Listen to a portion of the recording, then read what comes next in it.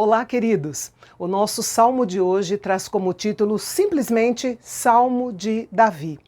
Nele, Davi medita sobre o caráter do homem que é aceito na presença de Deus. Não sabemos o contexto deste salmo, mas pode muito bem ter sido escrito na ocasião em que a Arca da Aliança veio para Jerusalém. Essa foi uma época em que Davi estava muito preocupado com as perguntas feitas e respondidas neste salmo. O salmo começa com uma pergunta: Senhor, quem habitará no teu tabernáculo? Em certo sentido, a pergunta de Davi aqui é figurativa. Embora ele desejasse viver na casa de Deus, isso era impossível para ele, porque Davi não era um sacerdote. O tabernáculo a que ele se refere aqui é o mesmo tabernáculo construído na época de Moisés, que sobreviveu por vários séculos e na época de Davi estava em Gibeão.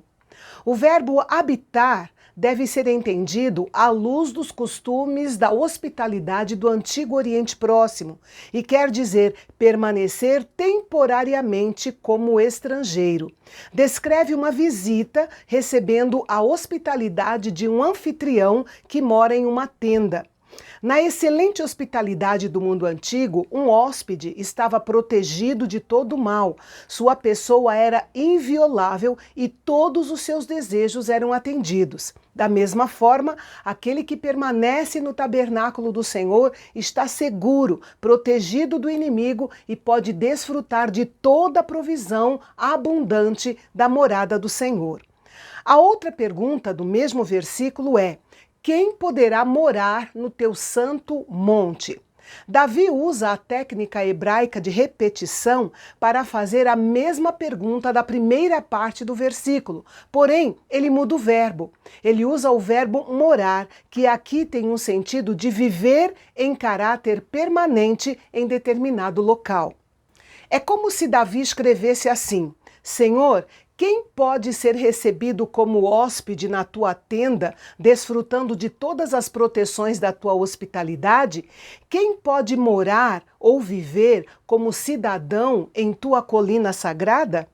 É possível que Davi tenha escrito este salmo em Jerusalém, e quando ele faz a pergunta sobre quem irá morar no santo monte do Senhor ou na colina sagrada do Senhor, ele esteja se referindo ao Monte Moriá, onde Deus lhe disse que seria o local do templo construído mais tarde pelo seu filho Salomão. É importante observar que o Salmo 15 não é uma prescrição para ser salvo, mas é uma descrição de como as pessoas salvas devem viver a fim de agradar a Deus e ter comunhão com Ele.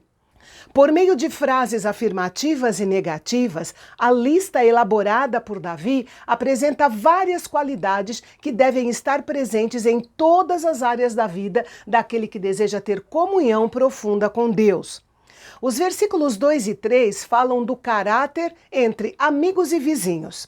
O versículo 2 cita 3 áreas fundamentais da vida: um caráter irrepreensível, pois aquilo que somos determina em grande parte aquilo que fazemos ou dizemos; uma conduta reta, porque as pessoas que praticam a justiça são honestas em tudo que fazem e desejam que se faça justiça na terra; e palavras verdadeiras, pois uma vida reta e justa é conhecida também pela maneira como a pessoa fala.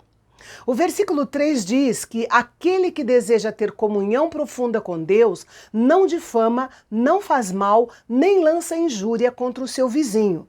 Quando a verdade está no coração, os lábios não proferem mentiras, não espalham fofocas, não levantam calúnias, nem atacam os inocentes. Afinal, como disse Jesus, a boca fala do que está cheio o coração.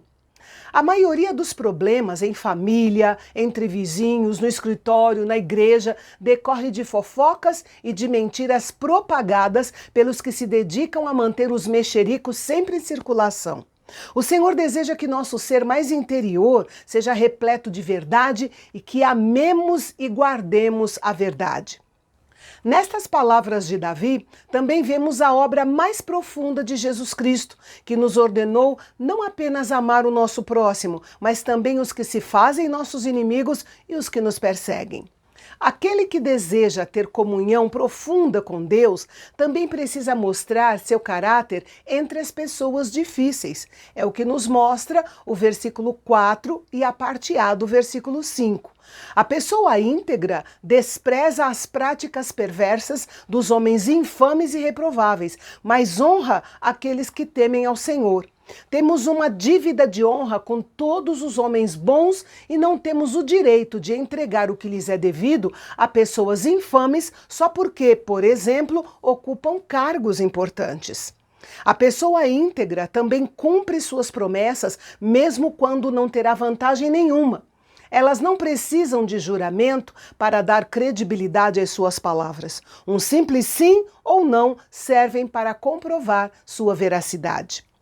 E, finalmente, aquele que deseja ter comunhão profunda com Deus não empresta o seu dinheiro com usura, nem aceita suborno contra o inocente. Davi aplicou o princípio da honestidade a duas áreas, a ganância e o recebimento de suborno. A melhor ilustração para o caso de usura está em Neemias capítulo 5. Muitas pessoas que seriam consideradas piedosas em outras áreas de suas vidas ainda não decidiram usar o seu dinheiro de uma forma que honre a Deus e demonstre amor e cuidado com os outros. Não é possível haver justiça numa terra onde o dinheiro é adorado como mamon e pode ditar aos tribunais o que é certo e o que é errado. O Senhor Deus é irrepreensível em seu caráter, justo em seus atos, verdadeiro em suas palavras, e Ele deseja que os hóspedes da sua casa tenham essas mesmas características. Davi termina o salmo dizendo: quem age assim nunca será abalado. O termo abalado vem de uma palavra hebraica que se refere a um tremor violento. Nesses últimos tempos, Deus está fazendo o mundo estremecer, a fim de que os fiéis permaneçam e os infiéis sejam expostos. Nas palavras do Novo Testamento, poderíamos dizer assim: ora, o mundo passa, bem como os seus desejos, mas aquele que faz a vontade de Deus permanece para sempre. É aconselhável olharmos para a lista das características desse salmo através da grade da nova aliança e ver onde ficamos aquém.